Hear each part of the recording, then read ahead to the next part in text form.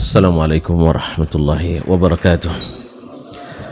Alhamdulillahi rabbil alamin, wassalatu wassalamu ala nabi as-sadiqil amin wa ala alihi tayyibin wa azwaji tahirati ummahatil mu'minin wattabi'ina lahum bi ihsanin ila yaumiddin, amma ba'du. Bapak dan Ibu kaum muslimin dan muslimat, al-hadirin wal hadirat, wal musyahidin wal musyahidat yang dirahmati Allah Subhanahu wa taala.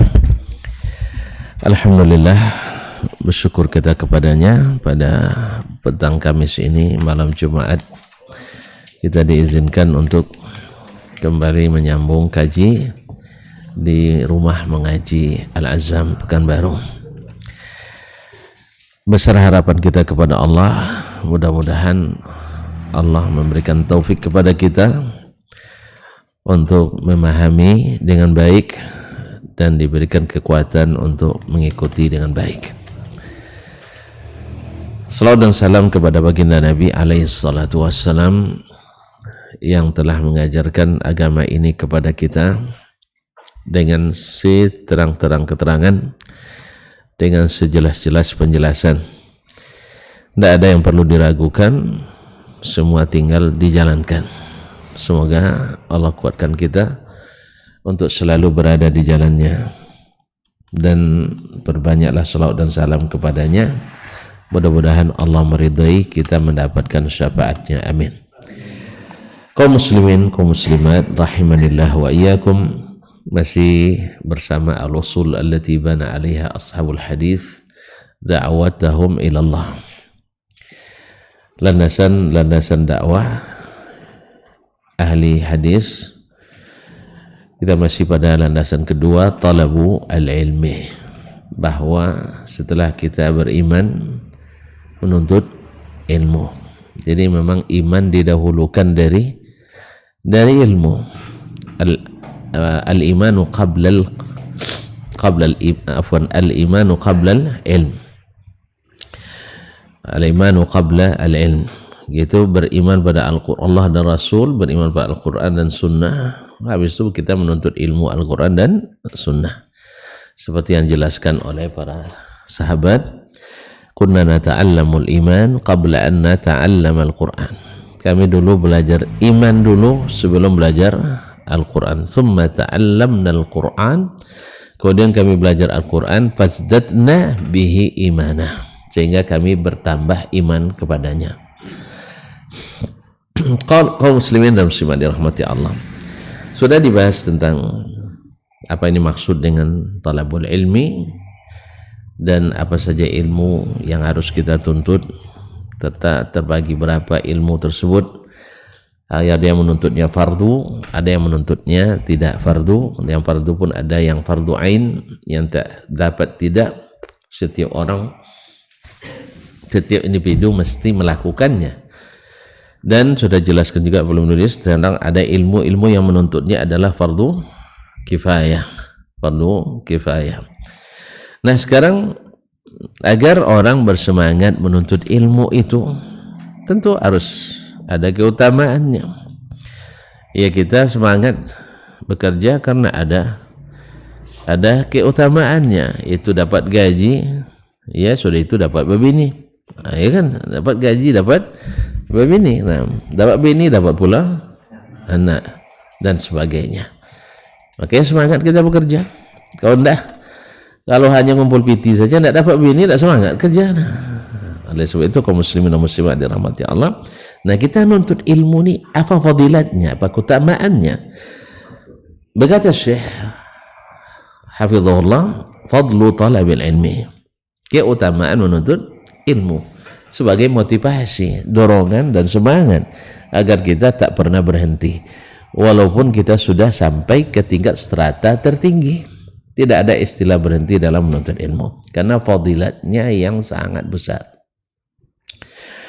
Wa yara ahlul hadis li talabil ilmi fadlan 'aziman la yuwazihi fadl. Al-hadis melihat bahwa menuntut ilmu itu memiliki keutamaan yang besar yang tidak bisa ditandingi oleh keutamaan apapun. iz alaihi al-i'timadu fil ibadat wal i'tiqadat wal muamalat, sebab berdasarkan ilmu lah dibangun ibadat-ibadah, keyakinan-keyakinan dan muamalat, yaitu interaksi sesama kita. Kalau tak berilmu, maka rusak segalanya, rusak ibadah, rusak akidah, rusak muamalah. Seperti yang kita saksikan, masyarakat jahiliyah dulu hanya mengandalkan pikiran dan perasaan, akhirnya lahir ibadah-ibadah jahiliyah, lahir keyakinan-keyakinan jahiliyah, lahir muamalah-muamalah jahiliyah. Akibat apa? Tidak ada ilmu. Maka Syekh mengatakan wa kadzalika fahuwa miftahus sunan, dan menuntut ilmu itu menjadi kunci yang membuka kepada kita sunnah-sunnah Nabi sallallahu alaihi wasallam. Wal jahlu miftahul bidah, dan kejahilan menjadi kunci pembuka bid'ah. Jadi kalau nak dapat bid'ah cukup jahil saja. Tapi kalau nak dapat sunnah harus berusaha menuntut ilmu. Makanya berat. Kau tak akan sanggup kan? Ya, menuntut ilmu itu berat. Maka disejajarkan dengan jihad. Disejajarkan dengan jihad fisabilillah. Bahkan disebut jihad fisabilillah oleh Nabi alaihi salatu wassalam. Tidak ada jihad yang ringan. Menyebut nama jihad itu tuduh radikal. Apalagi sudah menyebut nama jihad aja, iya kan? Dah takut orang, apalagi betul-betul berjihad. Nah, sampai orang mengatakan jihad tak boleh dibahas lagi. Yang tak dibahas nanti lahir orang-orang jahat atas nama jihad. Maka harus dibahas, dijelaskan mana jihad, mana jahat. Jadi tidak benar itu kalau seandainya harus dipelajari, karena beda antara jihad yang diajarkan oleh syariat dengan jahat yang dipahami oleh sebagian yang tidak berilmu dan jahil tadi. Oleh sebab itu, maka kita harus terus mempelajarinya dan harus terus berniat di dalam hati untuknya, dan bahwasanya jihad itu adalah berdiri sampai hari kiamat. Dan bercoba orang menghapus, tak akan dihapus, tidak akan dihapus. Sebab itu adalah bagian dari iman yang tak terpisahkan, kecuali dari orang-orang yang tidak beriman sama sekali. Taib wa yahtajuna ala zalika bi adillatin katsiratin min asy-syar'il hanif. Dan biasanya memang ahli hadis itu kalau tidak berdalil tidak mau dia bicarakan dalil yang mu'tamad. Nah, apa dalilnya? Anna Allah Ta'ala awwalu ma awha ila nabiyhi sallallahu alaihi wasallam amrahu bil qira'ah. Bahwa Allah Subhanahu wa taala yang pertama diwahyukannya kepada Rasulullah sallallahu alaihi wasallam perintah untuk membaca. Perintah untuk membaca. Turun perintah Iqra bismi rabbikal ladzi khalaq. Bacalah dengan menyebut nama Rabbmu yang telah menciptakan. Ayat ini turun bagi orang Quraisy biasa saja. Tapi kapan baru mereka merasa? Setelah Nabi berdakwah. Wa anzir ashiratakal aqrabin. Berikanlah peringatan kepada keluargamu yang terdekat. Nah, kalau ada peringatan berarti ada penyimpangan, ada kesalahan. Awak pantang pula disebut salah. Walaupun saya suka bikin salah. Ditunjukkan betul tak mau dia, tapi suka bikin salah tapi tak boleh disalahkan. Itu yang masalahnya. Kaum muslimin dan muslimat, akibat apa? Akibat tidak mau sejujurnya dan serius belajar agamanya, sehingga yang salah dianggap benar, yang benar dianggap salah. Fala sabila li ma'rifati tauhid wal i'tiqadi sahih was sunan iltizamiha wal bid'ah lijtinabiha illa bi talabil ilmi. Tidak ada jalan untuk mengenal akidah tauhid, dan tidak pula ada jalan untuk berkeyakinan yang sahih atau mengenal sunnah dan cara untuk mengerjakannya dengan serius, berpegang teguh kepadanya, dan tidak pula ada cara untuk mengetahui bid'ah untuk dijauhi illa bi talabil ilmi, kecuali dengan menuntut ilmu. Makanya orang kalau tidak menuntut ilmu lalu sebelum ngaji tentu bid'ah, kan tak tentu dah. Ya sunnah tak tahu gimana, nak tahu bid'ah. Kalau tak tahu sunnah tak akan kenal bid'ah. Kalau hanya kenal bid'ah saja maka dia tidak akan kenal sunnah. Tapi kalau tahu sunnah, berilmu kita baru tahu mana yang benar mana yang salah. Kalau ada yang mengatakan semua tidak ada masalah, benar semuanya, berarti dia belum berilmu atau menyembunyikan ilmu. Sebab dua hal yang berlawanan, dua hal yang bertentangan, satu bilang di atas, satu bilang tah di mana, katanya tidak ada masalah dua-duanya, berarti dia sedang bermasalah itu. Jadi kalau ada yang mengatakan masalah keyakinan, boleh diyakini Allah di atas, tidak masalah. Yang meyakini Allah di mana-mana, tidak masalah. Allah yang meyakini Allah tak bertempat, tidak ada masalah. Taib, berarti antum sedang ada masalah. Sebab tidak mungkin semuanya benar. Karena Allah menjelaskan tentang dirinya, Nabi SAW menjelaskan tentang Rabbnya. Lalu antum buang keterangan itu demi untuk menyenangkan orang yang meyakini yang berbeda dengan apa yang dikabarkan. Kan sudah kita katakan berulang-ulang, antum kan disuruh meyakini apa yang diberitakan, bukan meyakini apa yang dan lupa lagi kaji baru sebukan bukan. Kita disuruh meyakini apa yang diberitakan, bukan meyakini apa yang dipikirkan. La ilaha illallah Muhammadur Rasulullah. Tak boleh tinggi nampak. Jadi kan balik kaji ke pangkal, nampak balik dah. Dakwah konsekuensi iman kepada Nabi sallallahu alaihi wasallam, membenarkan berita yang disampaikannya, sah? Membenarkan berita yang disampaikannya. Masih lupa ya? Tasdiquhu fima akhbar wa ta'atuhu fima amar wajtinabu ma naha anhu wa zajar wa alla yu'badallah illa bima syara'. Membenarkan apa yang dia kabarkan dan mematuhi apa yang dia perintahkan, menjauhi apa yang dia larang dan peringatkan, dan tidak beribadah kepada Allah kecuali dengan cara yang dia syariatkan. Jelas? Jadi disuruh kita beriman kepada apa yang dikabarkan, diberitakan, bukan beriman pada yang dipikirkan. Masalahnya kan di sini, Ahlus Sunnah wal Jamaah, ini semuanya mengaku Ahlus Sunnah wal Jamaah. Itu masalahnya. Gara-gara gelar itu terjadi perlombaan yang tidak sehat kadang. Saking tak sehatnya kadang-kadang terjadi penghentian pengajian, perebutan rumah ibadah. Alasannya, tapi tidak masalah kan ya, tapi juga terjadi perebutan. Kalau tidak ada masalah, kenapa berebut-rebut? Kan gitu?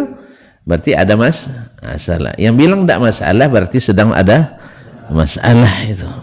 Iya, yang satu bilang biru, satu bilang hitam.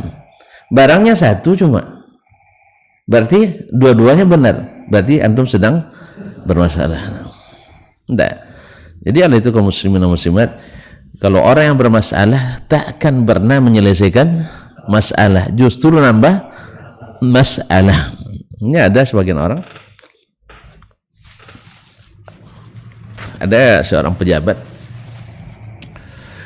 anak buahnya bermasalah, kalau kasusnya dibawa ke dia tambah masalah.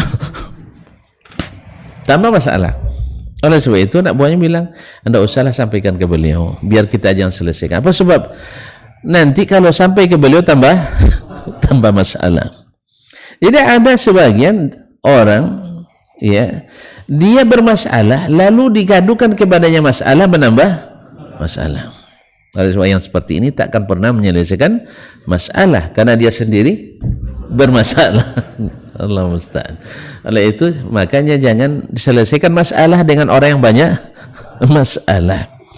Ya, kalau kita nak curhat, tengok-tengok betul lah. Ya, atau nak melaporkan keadaan kita, minta pendapat, jangan kepada orang yang memang bermasalah pula. Belum lagi kita cerita selesai dia bilang masalah saya lebih banyak. Sama dengan orang, ya awak nak ngadukan hutang ke orang yang banyak hutang, sama itu. Allah musta'an. Kaum muslimin dan muslimat dirahmati Allah. Jadi kita disuruh meyakini apa yang diberitakan, bukan meyakini apa yang kita pikirkan. Ini masalahnya. Nah, di sini bedanya ahlus sunnah dengan ahlul kalam, ahlul aql. Ahli kalam dan ahli pemikiran, mereka tidak beriman kecuali apa yang mereka pikirkan. Masuk pikiran, diterima. Kalau tak masuk, tidak diterima. Hanya datang terus, ayat datang, hadis sebanyak-banyaknya, akhirnya hilang pikiran. Akhirnya apa yang terjadi? Kalau gitu ini kajian harus dihentikan. Itu lagi. Jadi karena habis dalil, akhirnya yang bicara, ya habis hujjah, yang bicara adalah, akhirnya terjadi apa kekerasan. Nasallallahu salamatul afiyah. Kaum muslimin dan muslimat dirahmati Allah. Jadi tidak ada jalan untuk mengenal tauhid dan akidah yang sahih serta mengenali sunnah untuk diikuti dan diteguni, dan mengenal bid'ah untuk dijauhi kecuali dengan ilmu. Semakin berilmu orang, semakin kenal dia dengan sunnah. Nah, semakin dia kenal, maka semakin tahu dia mana yang sunnah, mana yang bid'ah. Kalau dia tidak bisa membedakan keduanya, berarti dia sedang bermasalah. Dia bermasalah dengan pemahamannya terhadap sunnah, atau dia bermasalah kalau didirikan sunnah, dia sedang menghadapi masalah. Masalah ini banyak. Kadang terganggu apanya? Bapak yang bilang saya dah. Nah, terganggu. Ada terganggu. Pokoknya ada terganggu lah. Orang kan pada umumnya kan tidak siap terganggu. Tidak siap terganggu. Akhirnya karena saking tidak siap terganggu, mengganggu orang. Nah, itu masalahnya. Akhirnya karena selalu tidak siap terganggu, akhirnya mengganggu orang. Asal dibisikin orang sedikit, dia pun menjadi garang. Nasallallahu alaihi wasallam. Wa qala subhanahu, kemudian berfirman Allah subhanahu wa ta'ala, wa qur rabbi zidni ilma. Taha 114. Katakanlah, ya Rabbi, tambah ilmuku. Lihat kaum muslimin berkata, para ulama di antara Ibnu Rajab, Nabi tak pernah disuruh Allah minta tambahan kecuali tambahan ilmu. Allah, berarti ilmu harus kita minta tambah terus. Apa sebab? Karena ilmu kita sedikit. Wa ma utitum minal ilmi illa qalila. Maka mintalah ilmu itu kepadanya. Minta ilmu supaya kita tidak tersesat jalan. Wa qala azza min qail, innama yakhshallaha min ibadihi ulama. Dalam surat Fatir ayat 28, yang takut kepada Allah itu di antara hamba-hambanya hanyalah para ulama, orang yang berilmu. Makanya ilmu itu selalu melahirkan khasyah, seperti yang disebutkan oleh Ibnu Jama'ah dalam Tazkiratus Sami'. Ilmu kalau tak melahirkan khasyah pada diri seseorang, tidak menimbulkan rasa takut dan segan pada Allah, ketahuilah bahwa ilmunya tidak bermanfaat. Ini orang seperti ini, jangan-jangan nanti dilaknat. Ya, ilmunya tidak bermanfaat bagi dirinya. Oleh itu, maka kalau takut kepada Allah Subhanahu wa taala dengan ilmu yang dimiliki, maka itulah tanda bahwa sesungguhnya ilmu itu bermanfaat. Nah, ini kaum muslimin dan muslimat. Allah menyebut bahwa yang hanya takut kepada Allah di antara hambanya orang berilmu, menunjukkan betapa besarnya fadilat ilmu, karena melahirkan ketakutan kepada Allah Subhanahu wa taala, dan takut kepada Allah adalah ibadah yang sangat dicintainya. Wa qala subhanahu wa ta'ala wa huwa ahsanul qailin, berkata Allah Subhanahu wa ta'ala dalam surat Az-Zumar, qul hal yastawi alladhina ya'lamuna wal ladzina la ya'lamun. Ini istifhamu ingkari. Itu istifham yang mengatakan tidak sama. Ini bunyinya pertanyaan, apakah sama? Maksudnya tidak sama. Orang berilmu dengan tidak berilmu. Gimana mau sama? Orang berilmu diangkat Allah tinggi-tinggi. Sedangkan orang yang tidak berilmu, apa lawan diangkat? Ya diturunkan, rendah-rendah. Nah, makanya kita semakin berilmu, semakin Allah angkat. Oleh sebab itu tidak perlu ada ngurus-ngurus pangkat. Iya, karena pangkat yang berikan Allah tidak ada yang menganulir SK-nya. Tapi kalau SK yang dibuat oleh manusia, kadang digantung pula oleh nah, diperlambat urusannya. Tidak sedikit orang yang kena korban karena sesuatu dan lain hal. Ma'asyiral kiram dirahmati Allah. Allah yang mengangkat, angkatnya tinggi. Tidak bisa diturunkan oleh siapapun. Makanya tidak ada mantan ulama. Tidak ada mantan ulama. Tidak ada mantan ulama. Tapi kalau mantan ketua ulama ada. Mantan ketua majelis ulama ada. Iya kan? Mantan ketua ikatan ulama ada. Karena ini jabatan manusia semuanya. Walaupun antum diangkat sebagai ketua, belum tentu ini diangkat di sisi Allah. Sebab apa? Kalau tidak menjalankan apa yang engkau ketahui dari ilmu yang Allah berikan. Mungkin di mata manusia antum ketuanya, tapi di mata Allah mungkin antum bawahannya. Mungkin orang yang paling dihinakan karena tanggung jawab yang besar tapi tidak dilaksanakan. Nasallallahu alaihi wal afiyah. Kaum muslimin, jadi Allah menafikan tidak sama orang berilmu dengan orang yang tidak berilmu. Ini menunjukkan fadilat ilmu tersebut. Wa qala subhanahu wa ta'ala wa minhum man yaqulu rabbana atina fid dunya hasanah wa fil akhirati hasanah. Di antara mereka ada yang berdoa, ya Rabbana, berikan kepada kami di dunia hasanah, wa fil akhirati hasanah, di akhirat juga hasanah. Sering baca doa ini? Doa sapu jagat masa tidak dibaca? Nah, supaya banyak doa Nabi adalah Rabbana atina fid dunya hasanah wa fil akhirati hasanah wa qina adzabannar. Nah, apa yang dimaksud dengan hasanah fid dunya itu? Qala al-Hasanul Basri rahimahullah. Berkata Imam Al-Hasan Al-Basri. Masih ingat Hasan Basri? Tentu kalau bilang Hasan Basri berarti ingat apa? Hasan Basri yang kayu-kayu. Nah, ini adalah Imam Jami' Al-Basra wa muhaddithuha wa faqihuha, termasuk salah satu ulama yang digadang-gadang oleh ulama-ulama bahwa dia adalah tabi'in yang paling utama.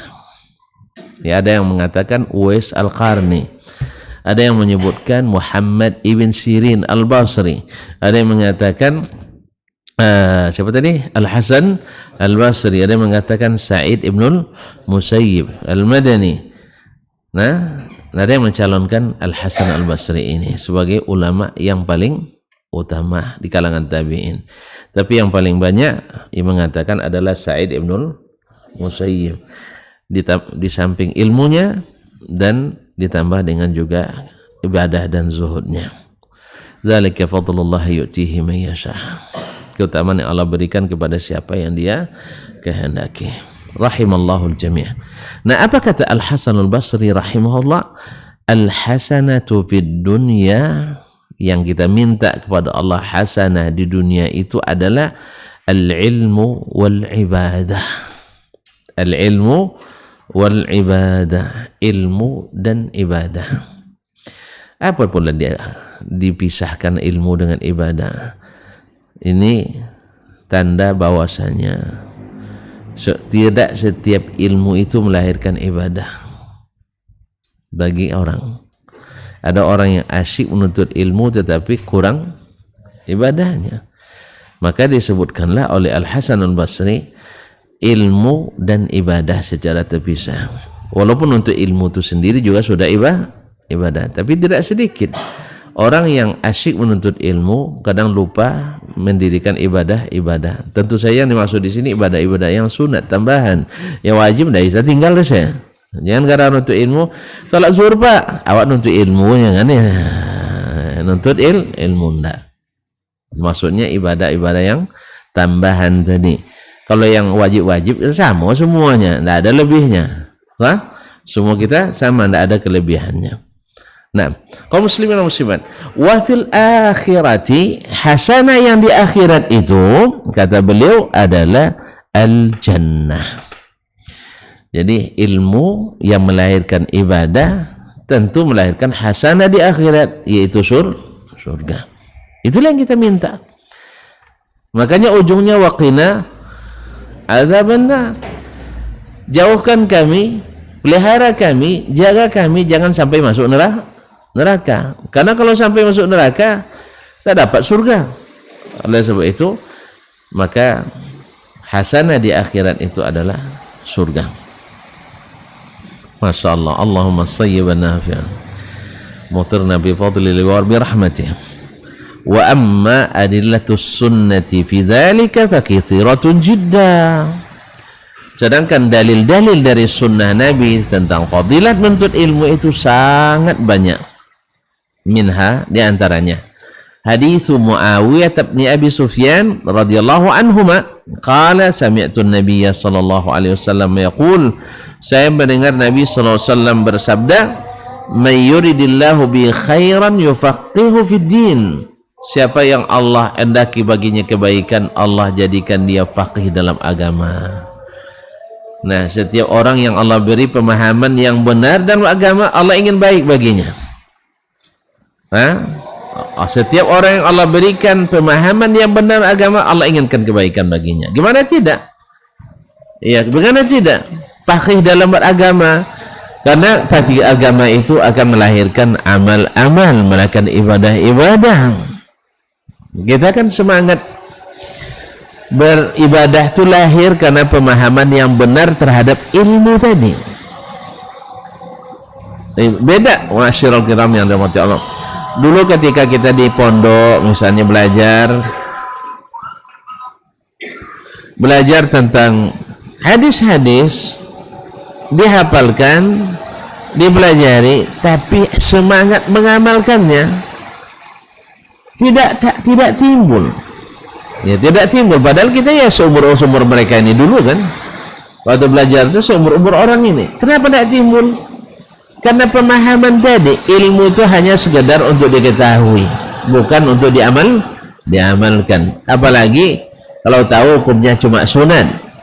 Ya, kalau wajib pun kalau bisa disunatkan.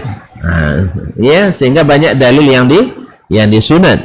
Nasallallahu alaihi wa afiyah. Baik, kayaknya azan dulu, habis itu kita sambung.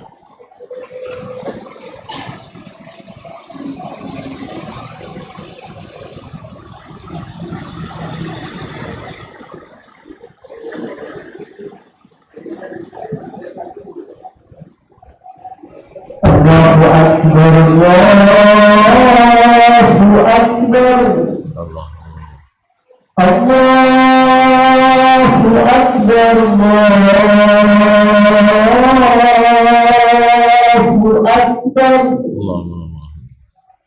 Asyhadu an la ilaha illallah.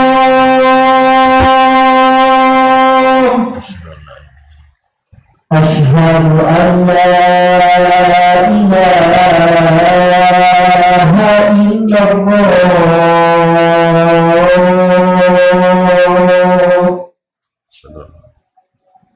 Asyhadu anna Muhammadar Rasulullah.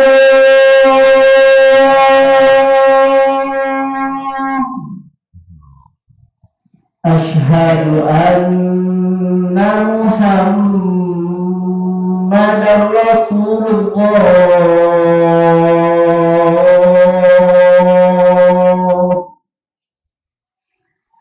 Hayya 'alas salat.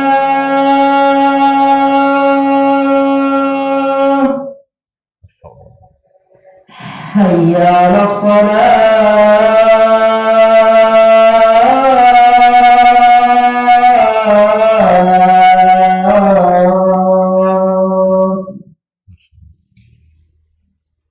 حي على الفلاح لا حول ولا قوة. حي على الفلاح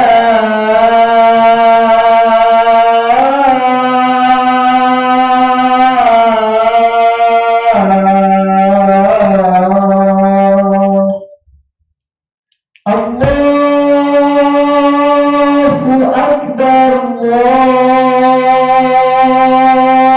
الله أكبر لا إله إلا الله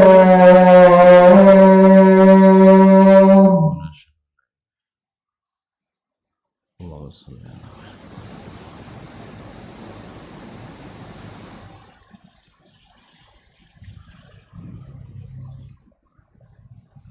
اللهم رب العالمين.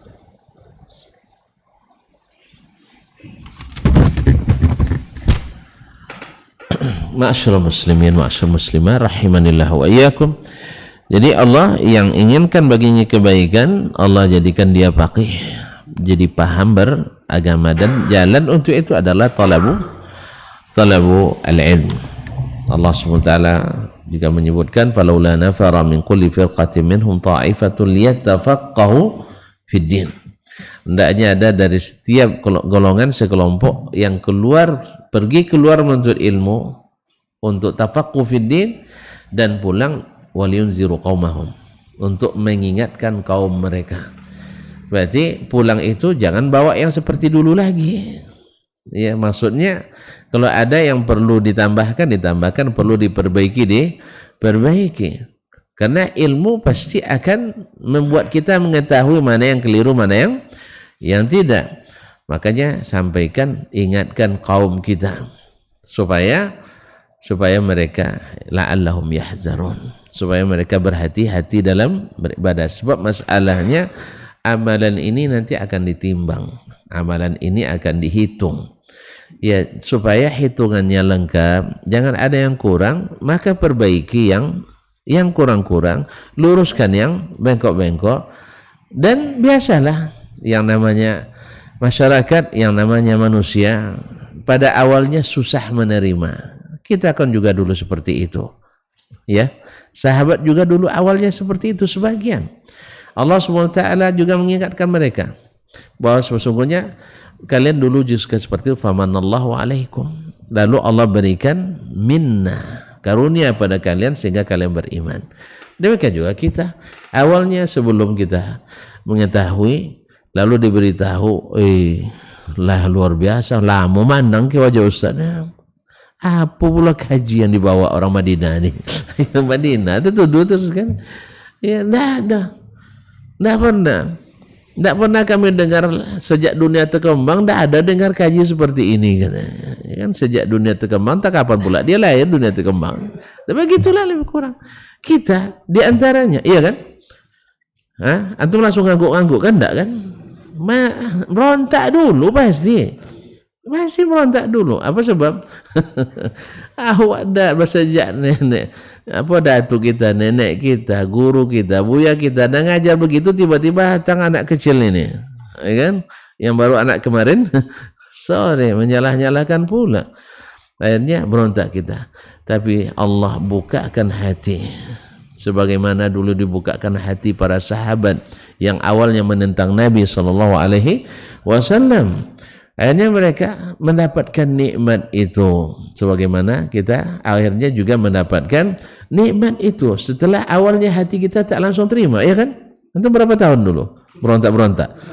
Lama. Macam-macam cara kita, dan tidak, ya buktinya tidak sedikit yang datang, Ustaz saya dulu yang paling memerangi dakwah Ustaz katanya. Alhamdulillah, berarti lawan saya hebat ini. Tapi alhamdulillah sekarang saya baru tahu bahwa sesungguhnya apa yang Ustaz sampaikan itulah yang terlihat hasilnya. Walhamdulillah. Kita juga tidak menganggap sempurna, karena sering saya ulang, yang berada di jalan yang benar bukan berarti bebas dari kecelakaan, bukan berarti bebas dari kesalahan. Ya kan sudah ana ilustrasikan ke antum. Kadang gasnya terlalu di jalur lambat, jalannya cepat. Kenapa cepat? Karena yang di depan di jalur cepat lambat-lambat. Kan begitu. Tengoknya Ustaz Dasman tidak pandai marah-marah berdakwah, akhirnya Ustaz Dasman dimarahinnya. Ustaz kenapa tidak seperti Ustaz itu, katanya. Saya bilang Ustaz itu memang itu tabiatnya, saya tidak bisa seperti itu. Tabiat saya memang seperti ini. Kalau antum tidak seperti dia, belajar sama dia. Kalau tidak seperti saya, belajar sama saya. Jangan harus disamakan semuanya. Ada yang keras, ada yang super keras. Ya kan, ada yang keras, ada yang super keras. Saya sebenarnya keras juga. Kalau tanyalah semua orang, saya kan dibilang keras juga kan. Oh, gajinya yang kada itu ya. Ya kata orang keras gaji kita. Padahal menurut sahabat-sahabat kita, Ustadz terlalu lembut. Itulah Pak. Saya kadang-kadang dimarahin orang karena tidak marah. Sampai dimarahin karena tidak marah. Sama keluarga juga sering saya dimarahin. Oh, ngapa tidak pandai bohongi, katanya. Dibilang saya kenapa tidak pandai marah? Ya marah saya seperti itulah. Ya paling saya nanti tidak bicara setengah hari, itulah marah saya. Tuh inginnya saya lempar piring, pecahkan periuk. Ya enggak lah, saya enggak pandai yang kayak gitu. Marah saya paling saya diamkan sehari, setengah hari, ada masuk hari ketiga, kadang enggak sampai, jam ketiga aja sudah sudah hilang lagi, Allah Musta'an. Jadi enggak bisa disamakan. Antum enggak seperti itu, belajar sama dia. Kalau seperti saya, belajar sama saya. Jelas? Jadi belajar jalan benar enggak mesti seirama semuanya. Orang di jalan ada yang gasnya gasnya dari awal tuh sudah RPM-nya langsung 10.000. Ya. Jadi kalau artinya kalau pulang udah ketahui itu si Fulan tuh yang pulang tuh. Apa sebab gas mobilnya kencang gitu. Kalau yang ini tidak diketahui pulangnya, apa sebab gas mobilnya dah kedengaran. Itu tidak mungkin sama semuanya. Jelas. Mana yang lebih banyak makan minyak, yang gas tinggi atau gas rendah? Nah, kan saya berhemat saya. Makanya banyak amunisi yang tersisa gitu, banyak. Kenapa? Karena tidak sembarang dikeluarkan. Jelas. Jadi bukan berarti asal sudah di jalan yang benar, tidak pernah salah, tidak ada cerita.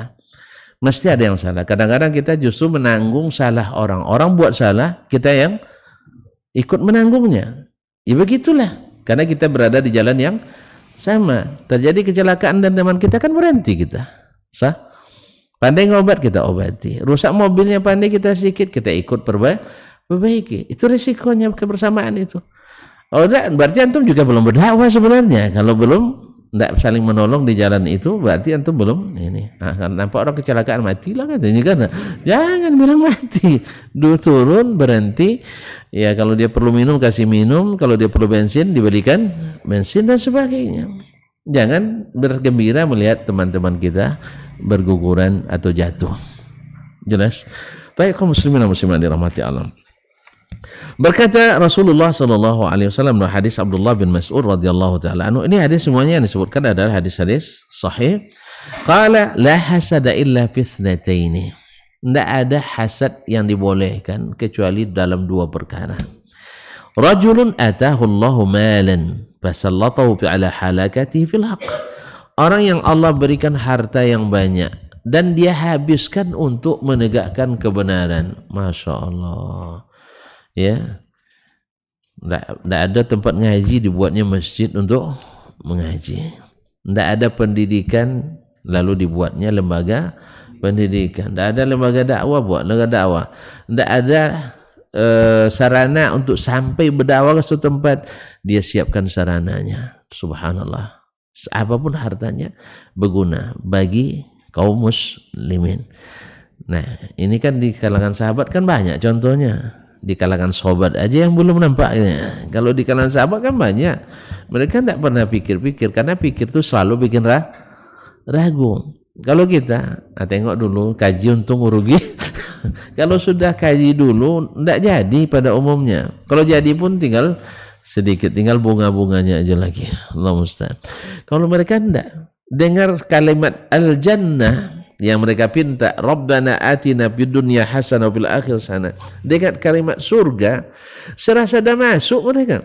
Makanya ketika datang perang Tabuk, baru datang ekspedisi dagang dari Syam, itu jauhnya dari Syam sebulan perjalanan, 100 ekor onta milik Utsman. Ketika Nabi SAW memotivasi mereka untuk berinfak, karena perjalanan jauh 777 km cuma, ya, maka Utsman katakan semuanya fi sabilillah. Dia tidak nanya dulu sekretaris atau bendaharanya berapa sih modal berapa.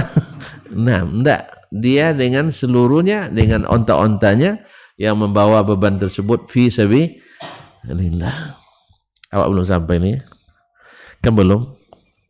Kita uji sekarang? Enggak usah ya. Dan aku enggak lulus dari awal. Belum. Subhanallah, subhanallah kaum muslimin dan muslimat. Nah, yang seperti ini patut kita hasad kepadanya. Kalau ada orang seperti ini patut hasad. Tapi hasad di sini maknanya ghibtah. Artinya andainya saya seperti itu, saya akan lakukan lebih dari yang dia lakukan. Dia paling bikin sekian masjid, saya akan bikin sekian masjid. Misalnya itu tidak apa-apa. Nah, niat yang baik itu. Nah, wa rajulun atahu Allahul hikmah. Kemudian orang yang kedua yang boleh kita ghibtah kepadanya, yaitu orang yang Allah berikan kepadanya hikmah, yaitu ilmu as-sunnah, bahwa yaqdi biha wa yu'allimuha. Dia memutuskan hukum dengan ilmu tersebut dan mengajarkannya kepada kaum atau pada umat manusia. Nah, ini patut juga kita ghibtah kepadanya. Ya, seperti para tentu saja para ulama di kalangan sahabat dan ulama yang berikutnya. Coba bayangkan kaum muslimin, berapa kebaikan yang ditinggalkan oleh orang yang berilmu tersebut. Ya, setiap huruf, setiap titik, setiap komanya. Coba bayangkan kita meninggalkan karib kerabat, anak, istri, saudara, paman, bibi dan sebagainya. Berapa lama mereka mendoakan kita? Berapa lama dia doakan kita? Kau pada nengok semuanya sampai mati. Sampai mereka mati. Habis itu hilang. Generasi setelahnya tak ingat kita, tendak lagi. Betul? Tapi kalau ilmu, inilah umur anak yang sesungguhnya, yang dengannya kita didoakan sepanjang masa. Anda bayangkan sekarang Rasulullah SAW, tiap hari miliaran lisan mendoakan Nabi SAW. Kemudian Abu Bakar, Omar, Utsman, Ali dan semuanya. Kemudian para imam seperti Imam Asy-Syafi'i, Imam Malik, Imam Ahmad, Abu Hanifah. Ya, miliaran orang mendoakan mereka sepanjang masa. Padahal karib kerabat Imam Syafi'i masih mendoakan dia. Karib kerabat Imam Syafi'i masih mendoakan dia. Dah hilang mereka. Tapi ilmunya yang mendoakan dia terus. Belum lagi pahala ilmu yang mengalir terus-menerus tersebut. Nah, kalau demikian berarti menuntut ilmu ini tidak ada, subhanallah, tidak ada batas keutamaannya. Ya, Imam Syafi'i, awak tidak kenal sama dia, awak doakan juga kan? Kan tidak kenal sama dia, kenal tuntun dengan Imam Syafi'i? Tidak. Kalau sempat dia hadir zaman ini kena bully juga dia itu. Iya, kena persekusi juga. Dihentikan kajiannya itu. Kalau sempat dia ngaji seperti yang dia dulu. Tapi kalau sekarang macam Syafi'i sekarang mungkinlah. Nah, kalau masih tetap seperti Imam Syafi'i seperti dulu, sebab dia dulu yang membenci dia kan orang-orang itu juga, ya, orang-orang yang tidak mengimani yang diberitakan, tapi yang dipikirkan. Mereka juga yang menghadang dakwanya Imam Asy-Syafi'i rahimahullah. Cuman waktu itu ahlu sunnah lebih dominan dari ahlu Lebih itu aja bedanya.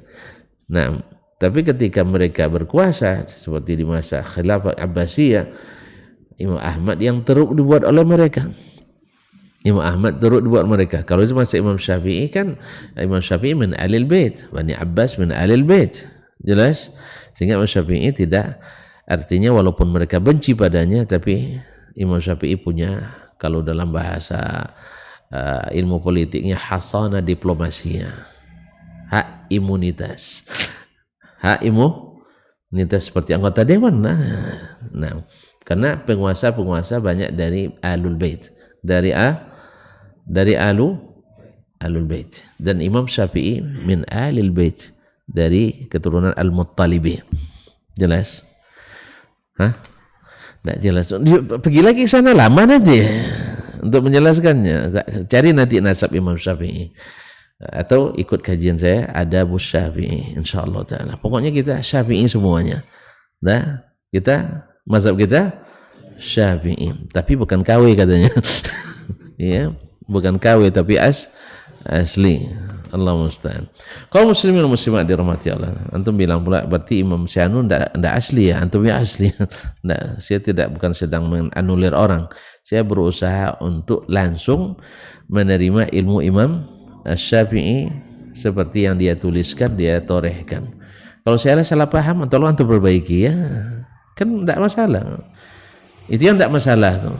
Jadi kalau saya salah memahami, antum kirim aja WA ke saya. Ya, WA ke saya, Ustaz, antum di alinea sekian, saya dengar salah paham atau gagal. Enggak apa, terserah bahasanya. Nanti akan saya simak. Oh iya, ternyata terima kasih saya sampaikan. Nah, tapi kalau antum unggah, atau share di medsos, barangkali saya tidak baca, yang lain baca. Akhirnya yang terjadi komentar miring kepada saya. Akhirnya antum bukan menasihati, tapi menyebar fitnah. Terserah, pilihlah nak jadi penyebar fitnah atau penyebar nasihat. Itu aja. Hidup kan itu pilihan. Yang menentukan arah hidup kita adalah pilihan. Kalau antum nak memfitnah, fitnahlah. Sebab bagi saya fitnah itu menambah pahala. Nambah pahala. Allah musta'an. Jadi fahuwa yaqdi biha wa yu'allimuha, dia menetapkan, menghukum dengannya dan mengajarkannya. Wa haditsu Abi Hurairah radhiyallahu anhu, hadis Abu Hurairah radhiyallahu anhu, ya, seperti diriwayatkan oleh Imam Abu Dawud dan Ad-Darimi, ma min rajulin yasluku tariqan yatlu fihi ilman illa sahhalallahu lahu bihi tariqal jannah. Tidak seorang pun yang menempuh jalan menuntut ilmu kecuali Allah mudahkan baginya jalan ke surga Allah. Paslah tafsir Rabbana atina dunia tadi. Karena apa? Ilmu melahirkan ibadah, memudahkan kita ke surga. Jadi permintaan awal dan permintaan keduanya pas. Dengan apa kau minta? Kan doa ini kan turun atau diajarkan setelah orang selesai melaksanakan haji asalnya kan. Iya enggak? Selesai Allah menceritakan tentang wa atimmul hajja wal umrata lillah, di ujung faminan nasi may yaqulu rabbana atina fid dunya wa ma lahu bil akhirati min khalaq wa minhum may yaqulu rabbana atina fid dunya hasanah wa fil akhirati hasanah wa qina azabannar. Jadi kita minta itu setelah bekerja keras, setelah beribadah dengan sungguh-sungguh, serius beragama, baru dapat Rabbana atina fid dunya hasanah wa fil akhirati hasanah wa qina azabannar. Nah, jadi siapa yang menempuh jalan menuntut ilmu, Allah mudahkan baginya jalan menuju surga. Wa man abta'a bihi amalu lam yusri bihi nasabuh. Siapa yang amalnya lambat, nasabnya tak bisa mempercepat. Kemana? Ke surga tentunya. Artinya walaupun nasabnya nasab tinggi, terahnya terah darah merah, darah biru, darah biru dari keturunan Nabi dan Rasul, sallallahu ala nabiyina Muhammad. Walaupun kata Nabi tapi tidak berdasarkan ilmu yang diwariskan, maka nasab ini tidak mempercepat. Apalagi yang nasab kita yang enggak nasab kita yang enggak ada tanda pun derajat enggak tahu kita. Ya, datuk kita dulu entah yang misalnya saya kan datuk apa namanya suku saya kan Domo. Ya, datuk Domo itu seperti apa dulu saya kan enggak tahu. Ya kalau kabarnya Sakti Mandraguna katanya. Tahu tuan-tuan. Jadi menurut kisahnya, tapi ini kan kisah entah benar tanda saya tidak tahu, sanadnya tidak tahu saya ini. Kenapa di aliran bantaran Sungai Kampar itu bila ada timbunan atau hasil apa namanya abrasi, lalu timbul delta pulau kan, pulau baru itu milik orang Domo, itu sepanjang Sungai Kampar itu. Tidak tahu tuan-tuan ya. Nah, makanya jangan diambil nanti kalau kecuali izin kami gitu. Itu milik orang Domo. Kenapa? Dulu kabarnya ada dulu dibuat perlombaan sayembara di dalam sungai itu. Lalu dihanyutkan jeruk, ya tempatnya dari jauh dihanyutkan. Dibuat sebesar inilah semacam gawang itu. Siapa yang jeruknya masuk, itu jadi pemenangnya. Menanglah Datuk Domo tadi. Itu ceritanya. Jelas? Ya kalau ada yang keliru tolong diluruskan juga, ada orang Domo sini. Nah, itu kan perlu kehebatan dan menanglah Datuk kami itu. Nah, kaum muslimin dan muslimat. Nah, kalau nasab saja, nasab seperti nasab Nabi alaihi salatu wassalam tidak bisa mempercepat kecuali dengan amal yang cepat. Maka kita apalagi, itu maksud saya. Kita apalagi. Kalau itu apa sukunya? Tidak tahu Datuk semua sekali. Tidak bersuku. Kaum muslimin dan muslimat dirahmati Allah. Jadi waman abta'a bihi amalu lam yusri' bihi nasabu. Siapa yang lambat amalnya takkan cepat jalannya ke surga. Ini juga menunjukkan kelebihan menuntut ilmu. Wa haditsu Abi Hurairah radhiyallahu anhu al-akhar, dan juga hadis Abu Hurairah radhiyallahu anhu yang lain, dari Nabi sallallahu alaihi wasallam, dari Nabi sallallahu alaihi wasallam, idza matal insanu, nah ini masyhur, apabila meninggal seorang manusia, inqata'a anhu amaluhu, terputus amalnya. Ya, terputus amal berarti terputus pahalanya. Illa min thalath, kecuali dari 3 perkara. Illa min sadaqatin jariyah, kecuali dari sedekah jariyah yang pahalanya tak habis-habis. Bangun masjid karena Allah, selama masjid ini dipakai, seluruh pahala orang yang sholat di dalamnya untuk kita. Di samping Allah janjikan istana di surga. Orang berzikir di dalamnya, kita dapat pahalanya juga, karena kita menyiapkan fasilitasnya. Bahkan makan pun orang di dalamnya, makan berpahala enggak? Ternyata dapat pahalanya. Mengaji orang di dalamnya, kita dapat pahalanya. Maka ini yang diharapkan. Oleh sebab itu tak boleh kita kecuali punya andil untuk membuat yang seperti ini. Tidak bisa masjid, sekolah, rumah-rumah yatim yang bisa lama tahannya. Bahkan kita buatkan sumber air minum, atau mushaf yang kita bagi-bagikan, atau telaga untuk kaum muslimin. Selama masih dimanfaatkan, maka kita akan mendapatkan pahala jariyah tadi, sedekah jariyah. Bahkan jalan yang dibangun, yang dilalui orang menuju ke rumah Allah, bahkan untuk berbuat apapun asal tidak maksiat. Ya, kalau maksiat kan tidak mau kita diwariskan kan? Nah, tapi tujuan kita adalah untuk memudahkan jalan umat manusia, maka akan mengalir pahalanya setelah kita meninggal.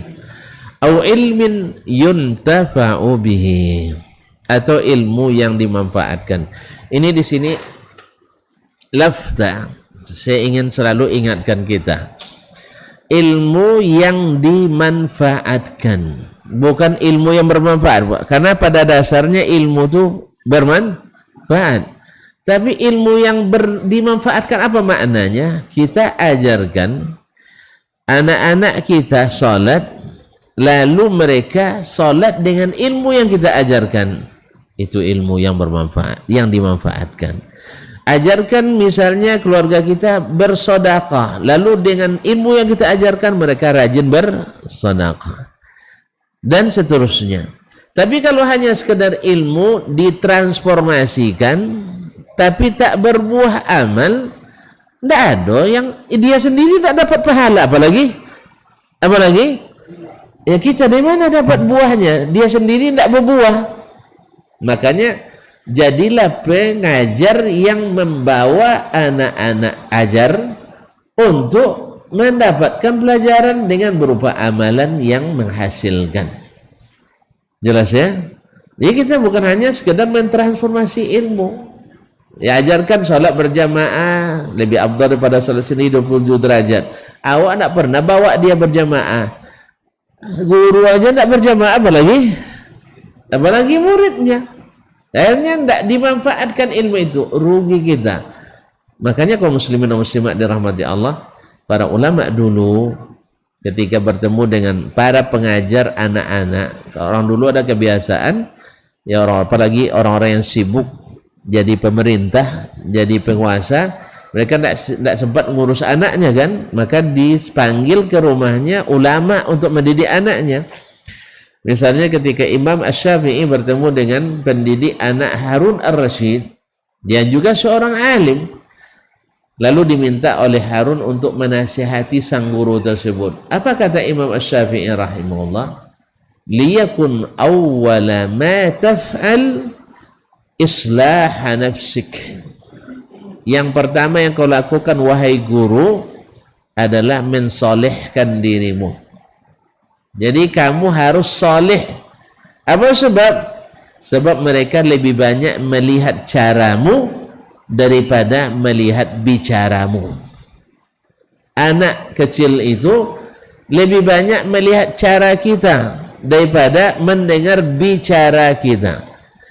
Makanya kalau ceramah dapat anak setengah jam itu dah gelisah mereka. Jangan anak-anak, bapaknya anak-anak pun sudah gelisah. Nah, oleh sebab itu anak-anak tidak lama konsentrasinya. Jadi anak kadang-kadang saya lupa itu. Saya kira depan saya orang dewasa semua, rupanya ada anak-anak. Setengah jam hilang konsentrasinya. Maka harus diselingi dengan hal-hal yang menarik perhatiannya. Misal diberikan hadiah, misalnya, atau diberikan, pokoknya ada cerita.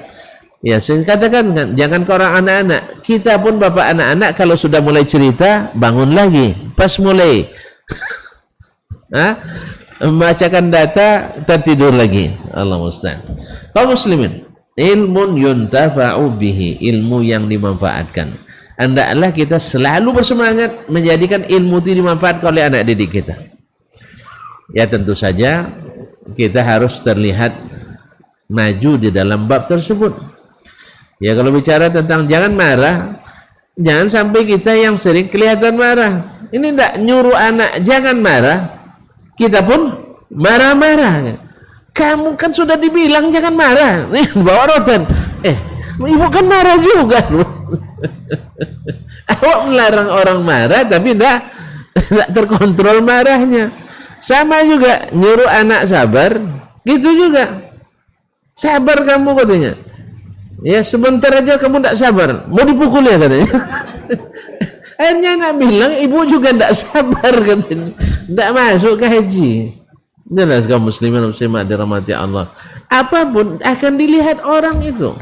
Dia orang. Jadi retorika, apalagi subhanallah, itu anak-anak, orang dewasa, retorika tidak bermanfaat lagi. Pada umumnya bila orang sudah menangkap gelagat yang tidak baik dari seorang guru.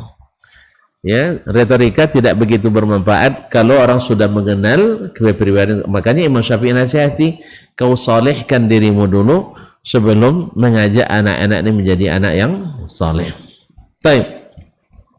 Awaladin salihin yad'ulah, atau anak yang soleh yang sentiasa mendoakannya.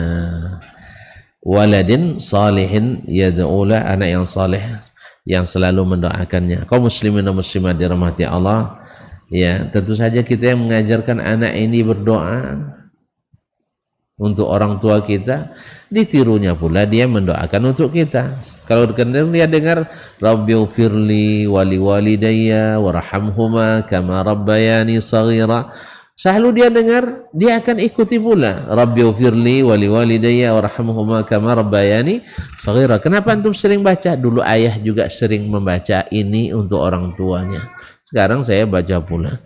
Ma'asyarul kiram dirahmati Allah, maka kita sebenarnya sangat berkepentingan untuk menjadikan anak-anak kita saleh. Menjadikan anak-anak kita saleh, karena yang saleh ini akan mendoakan. Yang tidak saleh disuruh mendoakan, dipanggilnya orang ramai-ramai. Ya, apa sebab dia tidak pandai berdoa? Nah, kalau anak tidak pandai berdoa itu apa? Makanya yang dipikirkan, jadikan anak itu pandai berdoa sendiri. Orang yang ramai-ramai berdoa belum tentu ikhlas mendoakan kita. Ya, belum tentu ikhlas dia. Kadang ada yang datang tidak enak sama tetangga, akhirnya datang juga. Awak sedialah ponik tapi disobuin tidak masyarakat nanti oleh PRT, datang juga. Kadang-kadang dia membaca, ya, tidak sampai selesai dipotong-potongnya. Itu kan ahwal. Allah musta'an. Yang jelas kaum muslimin dan muslimat, masing-masing kita menyiapkan anak untuk rajin berdoa. Insya Allah kalau dia ada rajin berdoa, kita tak akan pernah lupa olehnya. Tapi kalau anak diajar untuk menghitung duit terus, menjamin masa depan keduniaan semata, besok paling-paling dia undang orang untuk berdoa. Tolok setiap hari kan tak mungkin dah. Paling-paling dia sekali setahun. Awalnya 3 malam berturut-turut. Ya, lepas itu hari ke-40, lepas itu hari ke-100, besok sekali setahun. Habis itu sekali 25 tahun. Tapi kalau anak yang soleh enggak, setiap saat, setiap waktu. Karena dia akan, kalau dia soleh, pasti ingat orang tuanya. Pasti ingat orang tuanya. Oleh sebab itu, ajarkanlah anak, ya, untuk menjadi anak yang soleh. Tempatkan mereka belajar di tempat yang soleh, dididik oleh guru-guru yang soleh, sehingga nanti benar-benar menghasilkan anak yang soleh. Baik kaum muslimin dan muslimat, ini hujan tidak berhenti nampaknya, tapi kita mesti berhenti juga. Ayolah kalau begitu. Sebenarnya ada berapa poin lagi, tapi insya Allah kita sambung pada kesempatan yang akan datang nanti. Wallahu ta'ala alam, wa sallallahu ala nabiyyina Muhammad wa sallam, wa subhanakallahumma wa bihamdik, asyhadu an la ilaha illa anta, astaghfiruka wa atubu ilaik. Wassalamualaikum warahmatullahi wabarakatuh. Dr. Dasman Yaya Ma'ali LCMA Hafizahullah, Dr. Helmi Basri LCMA Hafizahullah, Dr. Hidayatullah Ismail LCMA Hafizahullah.